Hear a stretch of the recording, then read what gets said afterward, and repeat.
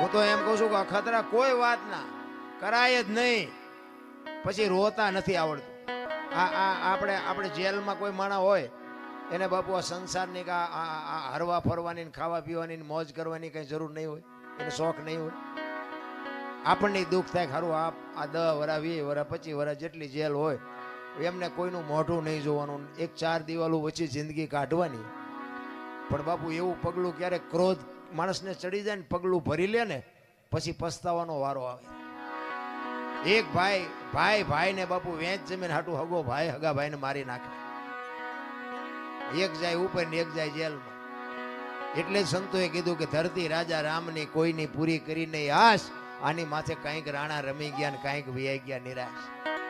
પછી જેલમાં પૂર્યો એની આપણે ખબર કાઢવા જાય ને તો એ શું કે ખબર, એ કે ઓલું પોસાવી ગયું જાય ભલે જાય પણ મને આમ જ બારો કઢાવો.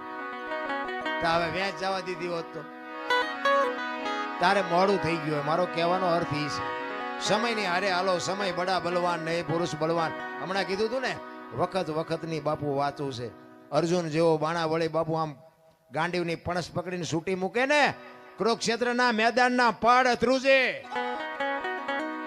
અને ભીષ્મની સામે બાપુ ઈ ઉભો રહે, બીજાની તાકાત નહીં, અને એ શિખંડીને આગળ રાખ્યો ને કે ભીષ્મની સામે ઉભું રહેવું. એટલે ઈ અર્જુન બાપુ હસ્તિનાપુરથી દ્વારકા જાતો તો લૂંટાઈ ગયો, સમય વિયો ગયો. એમ સમયની બલિહારી છે, સમય હારે હાલો. વર્તમાનમાં જીવો બાપુ, ભૂતકાળને ભવિષ્યકાળને સંભાળવાની જરૂર જ નથી. કહેવાનો મારો અર્થ કે જે સત્ય છે ને એને છુપાવ્યું છે કઈ. આ રામાયણ છે, રામાયણ તમે જો ઘણા બધા એમ કે લંકા હનુમાનજી હળગાવી. હું એમ કહું હનુમાનજી હળગાવી જ નથી. લ્યો બોલો, લંકા વાળાએ જ હળગાવી છે, હનુમાનજી હળગાવી. દિવાળી કોને મૂકી હતી? તા ઓલો બચવા હાટું માણા ભાગા ભાગ આપણને કોઈ હળગાવે ભાગા ભાગ ન કર્યું. ગોદડા એમને જ વીટાડ્યા હતા, તેલ એમને રેડ્યું હતું, દિવાળી એમને મૂકી હતી. હનુમાનજી તો બચવા હાટું ભાગ્યા. હવે ગોદડા હળગતા વેરાણા લંકા હળગી, એમાં હનુમાનનો વાંક શું? હનુમાનજી લંકા હળગાવી, હનુમાનજી હળગાવી જ નથી. અને આખી દુનિયાને ખબર છે પાકું કોઈ કરતું જ નથી. બીજી વાત તમને કરું કે સીતાજી જનક મહારાજની દીકરી મિથિલા નરેશ હવે શિવ ધનુષ નું ઘોડો કરીને ફરતા.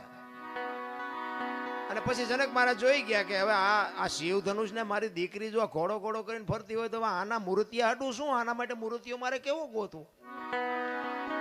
એટલે પછી સંયમવર રચવાનું નક્કી કર્યું કે આ ધનુષ ને જે ભાંગે એને મારી દીકરી વરમાળા પહેરાવે.